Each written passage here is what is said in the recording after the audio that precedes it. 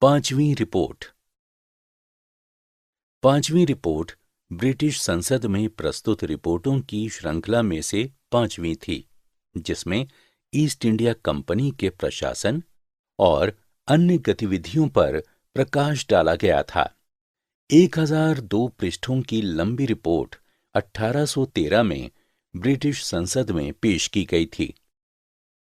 इसके लगभग 800 पृष्ठ परिशिष्टों के थे, जिनमें जमींदारों और रैयतों की अर्जियां, भिन्न भिन्न जिलों के कलेक्टरों की रिपोर्टें, राजस्व विवरणियों से संबंधित सांख्यिकीय तालिकाएं और बंगाल और मद्रास के राजस्व तथा न्यायिक प्रशासन पर लिखित टिप्पणियां शामिल की गई थीं।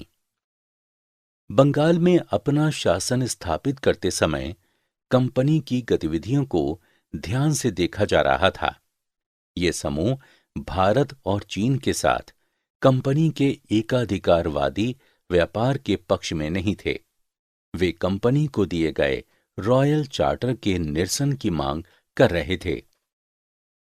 कंपनी का भ्रष्टाचार और कदाचार ब्रिटेन में गर्मा-गर्म चर्चा परिचर्चा का विषय था। कंपनी के अधिकारियों के लोभ, लालच और भ्रष्टाचार के बारे में अक्सर बातें की जाती थीं। भारत में कंपनी का शासन नियंत्रित करने के लिए ब्रिटिश संसद में कई अधिनियम पारित किए गए थे। इसने कंपनी को भारत के प्रशासन पर रिपोर्ट प्रस्तुत करने के लिए मजबूर किया। पांचवीं रिपोर्ट ऐसी रिपोर्टों में से एक थी।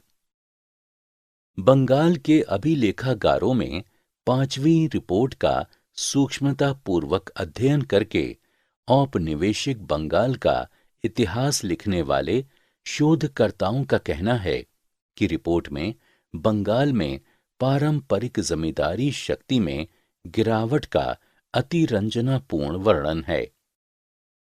इसमें जमींदारों द्वारा सामना की गई भूमि की हानि की सीमा को भी अधिक महत्व दिया गया है।